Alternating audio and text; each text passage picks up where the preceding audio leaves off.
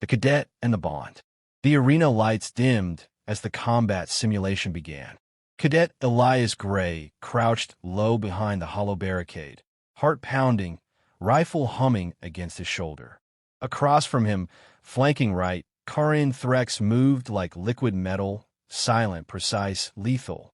Together, they were flawless. 2 years into the Alliance Military Academy, and Elias had outlasted every statistic. Most human cadets didn't make it past month 6. Fewer still were assigned to the Xarkari, a warrior species known for their brutal efficiency and zero tolerance for sentiment. Elias, somehow, had bonded with one, and not just any. Ka'ren Threx was top of her class, faster, stronger, and smarter than most instructors. Yet she deferred to him in battle, trusted his calls, protected his flank like instinct. They moved in sync now, clearing drone squads and breaching the final gate. When it was over, the sim faded into black, and a voice boomed from above. Victory, human Xarkari team. Time to objective, record-setting. The chamber hissed open. Ka'ren pulled off her combat helm, reptilian eyes narrowed, slitted pupils adjusting to the overhead lights. Elias grinned at her. "You're getting slow," he teased. "You were out of cover for 1.4 seconds longer than optimal," she shot back, but there was a twitch of her scaled lip, a smile, her version of one. They walked together toward debrief, flanked by cadets who gave them a wide berth. Some looked impressed, others wary, many hostile. The tide had turned against humans in recent months. Rumors spread through back corridors, whispers that humans were inherently unstable, unfit for long-term integration into the Alliance. Too emotional, too rebellious, too dangerous. Elias ignored the looks. He was used to them, but he noticed how Ka'ren's tail curled tighter as they passed. She'd picked up on it too. In the debrief hall, Elias was pulled aside by Commander Vrel. "Cadet Gray, with me." Now, Vrel was Vortari, six-limbed and bureaucratic, with a hatred for inefficiency and, Elias suspected, for humans. Ka'ren started to follow, but Vrel raised a hand. "Just him." Elias gave her a subtle nod. "I'll catch up." Ka'ren watched him walk away, unease prickling along her neural implants. Something felt off. They found Elias's body less than an hour later. Ka'ren had been waiting in the wreck bay, pacing, refusing to sit. When a security alert pinged her implant, she ran. The execution was already underway when she arrived. In the center of the courtyard, under the Academy's steel sky, stood a firing squad. Elias was bound to a pole, battered but unbowed, mouth bloodied but still smirking. For acts of treason, distribution of classified materials, and conspiring with enemy factions, the automated sentence reader announced. Ka'ren surged forward, only to be slammed into the ground by a pulse restraint. She roared, thrashing, but more guards held her down. Her implants glitched as stress spiked. Something inside her began to crack. Across the square, Elias met her eyes. He didn't look scared. He mouthed 2 words, "It's okay." Then the rifles fired. The shots echoed like thunder. Ka'ren screamed. They kept her restrained in a soundless holding cell for the next hour. She sat in silence, motionless. Something in her had shut down or awakened. A place in her mind reserved for death oaths and ancestral blood, rites began to whisper. The reclaiming, a primal state forbidden in the Academy. Meant for war, meant for vengeance. She played the execution on repeat in her neural HUD. 57 frames per second. Analyzed, slowed, enhanced. She memorized every face on the firing squad, every officer who had stood by. Her body temperature rose. Heartbeat slowed. The final restraint locked. Then, suddenly, her implant blinked. Bond severed. Combat override authorized. In Xarkari culture, a bond severed by violence was a sacred breach. A call for blood. Ka'ren rose. 23 seconds. The alarm klaxons hadn't yet finished their first full cycle when the cell door shattered inward. Ka'ren Threx stood amid the wreckage, motionless, steam rising from the edges of her scaled arms. Her ocular implants burned crimson, locked into full combat mode. Internal firewalls were down. Emotional dampeners, bypassed. The fail-safe limiters that had kept her aggression in check melted away like mist. She stepped over the twisted bulkhead. Two guards sprinted toward her, shouting, weapons raised. Second one. She moved. A flat strike shattered the first guard's wrist, rifle clattering. She caught it midair, flipped it one-handed, and fired through his chest at the second. Plasma tore through his torso, spraying arterial mist across the wall. Both fell before either screamed. Second four. Ka'ren dropped the rifle. It slowed her. More guards turned the corner. Heavier armor, shock batons. She didn't hesitate. She launched forward, knees cracking metal as she sprinted low. A baton struck her shoulder. She twisted, dislocated the joint, then used the broken limb as bait. Her good hand clamped around a guard's throat. Second eight. She crushed his larynx and hurled him into the rest. Their screams blurred into background noise. By second 13, Ka'ren was a red blur moving through the hallways. Her own blood mixed with that of the fallen, drying in cracked streaks down her chest plate. Her shoulder popped back into place with a sickening crunch, ignored. She reached the med lab. It was sealed. She tore the door open. Inside, a sterile silver room. Cryo table, still active. On it, Elias. His head had been cleaned, stitched for examination. His body sealed for disposal. Ka'ren walked in. Second 17. The attending doctor, a Mestran with 8 arms and too many eyes, stumbled back, trembling. You can't be in. Ka'ren snapped his neck before he finished the sentence. She moved to Elias' body, knelt beside it. Her claws shook, not from fear, but reverence. She placed a bloodied palm on his forehead. The Xarkari ritual words spilled from her lips, low, guttural, ancient. Flame of my bond, starfire of my shadow, I carry you into war. She reached for his head. Xarkari rites demanded it. The head bore the soul's flame, and when a bonded warrior fell in betrayal, their partner had to carry it to consecrate vengeance. To do otherwise was to dishonor the dead. Ka'ren lifted it with both hands. She rose. Blood dripped from the severed neck, hot across her arms. Second 21. Outside, reinforced squads had gathered. Dozens now. Riot armor. Energy shields. Drones whirred above. The command broadcast boomed. Ka'ren Threx, you are ordered to stand down. Surrender now, and you may be spared. The doors burst open before they could finish. Second 23. Ka'ren stepped into the light of the corridor, covered in blood, carrying his head, eyes burning with unspeakable fury. The crowd froze. No one fired. Her voice cracked like thunder, distorted through her activated implants. I claim reclaiming. I claim blood for blood. You murdered a bond. I carry his flame. I carry his vengeance. For a moment, the only sound was the drip of blood on alloy. She took a step forward. A drone moved. A twitch from a squad leader's gauntlet. Ka'ren threw Elias' head skyward. Her claws flashed. 3 drones exploded. And then she was gone. A blur into the shadows of the corridor, with officers screaming behind her. Somewhere in the control tower, Commander Vrel stared at the monitor. He replayed the footage in slow motion. 23 seconds, he murmured. The AI beside him shivered with static.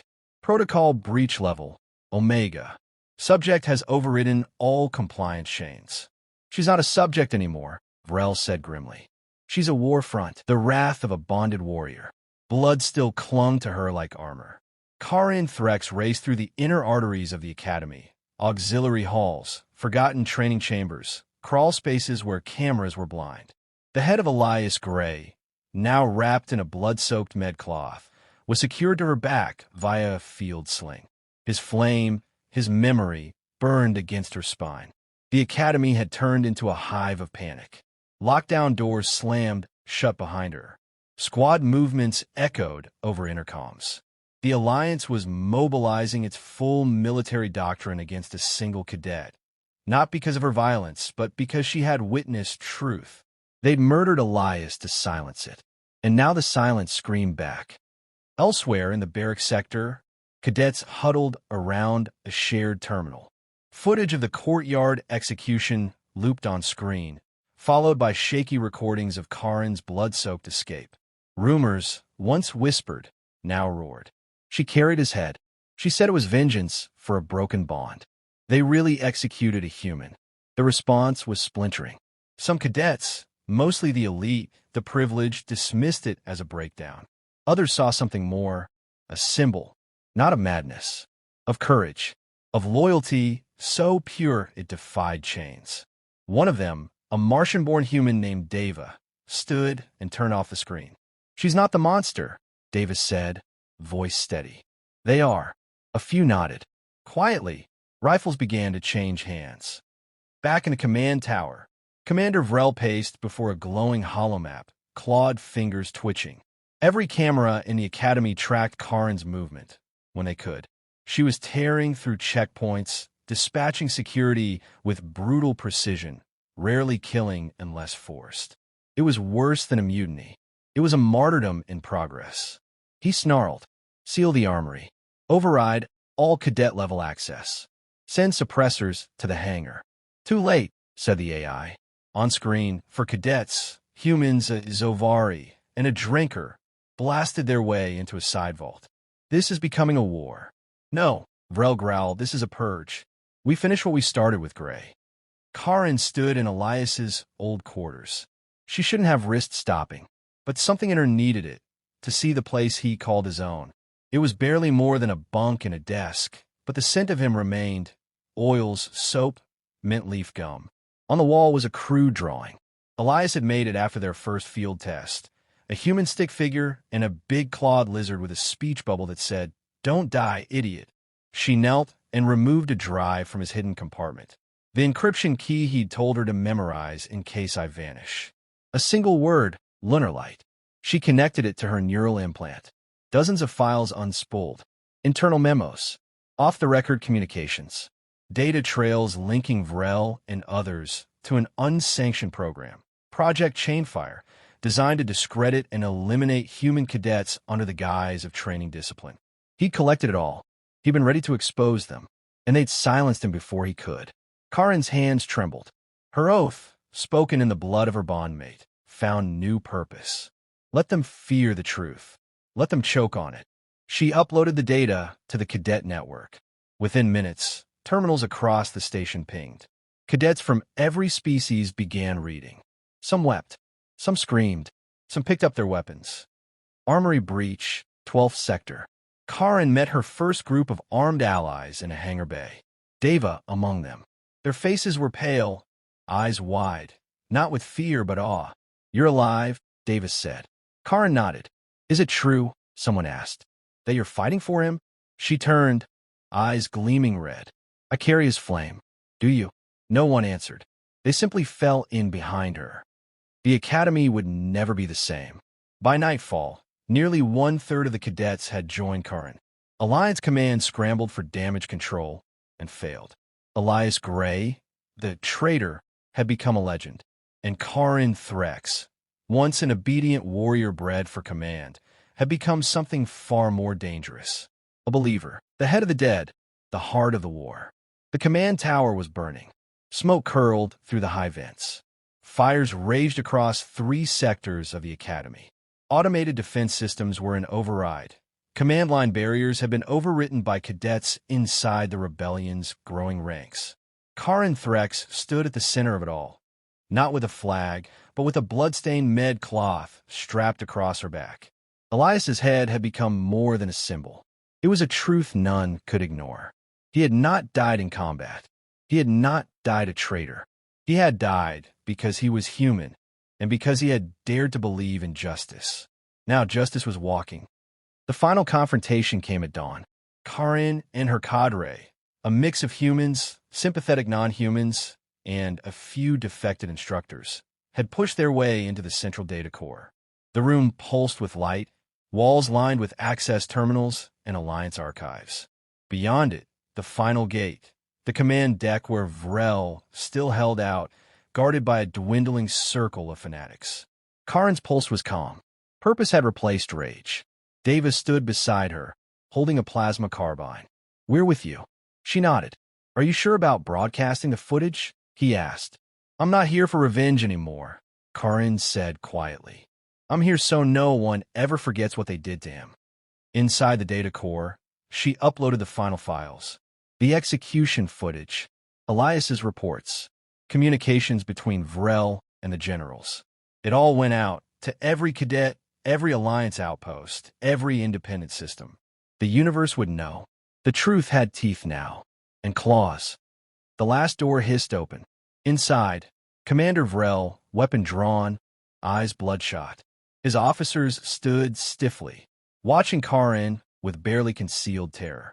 She walked in alone, unarmed, except for the med cloth across her back. "You," Vrel hissed, voice cracking. "You've doomed everything. Humans were a mistake. A contaminant." Ka'ren met his gaze. Elias believed we all deserved to stand together. He was naive. He thought bonds meant something. She stepped forward. "They do. You started a war." "No, you did when you murdered your own cadet for telling the truth." Vrel raised his sidearm. "Then let's finish it." He fired. Ka'ren didn't flinch. Davis' shot caught Vrel in the shoulder, spinning him to the ground. His weapon clattered across the floor. Ka'ren stood over him, claws inches from his throat. She could end it now, but she didn't. Instead, she knelt, pulled the med cloth from her back, and gently set Elias's head in front of Vrel. "Look," she said coldly. "You tried to erase him. Now he's all they remember." She turned and walked away. Let him rot in disgrace. 1 week later, the Alliance Council was in shambles. News of the execution, the purge orders, and the rebellion that followed had spread across 6 sectors. Independent colonies called for investigations. Protests rocked the core worlds. Several species threatened to withdraw from the military pact entirely. The academy was locked down and evacuated. No more training. No more lies. Elias Gray's name was etched into the wall of fallen at the Earth Embassy. Died for truth. Bonded in honor. But that wasn't enough. Ka'ren made sure of that. She took his remains to his home soil. Mars. Red dust and open skies. She buried him with full rights. Not Alliance standard, but Xarkari, a warrior's funeral. Above his grave, she placed her own combat insignia. "We were told bonds were weakness," she whispered. "But yours made me stronger." She turned, leaving his flame in the ground, but carrying it still in her blood. Years later, they still told the story. Of the cadet who smiled before the end. Of the warrior who carried his head. Of the 23 seconds between death and legend. Ka'ren Threx never returned to the Alliance. She became something else. A guardian of the broken. A whisper in war camps. A myth among human outposts and alien enclaves alike. They never forgot her, because she never let them forget him.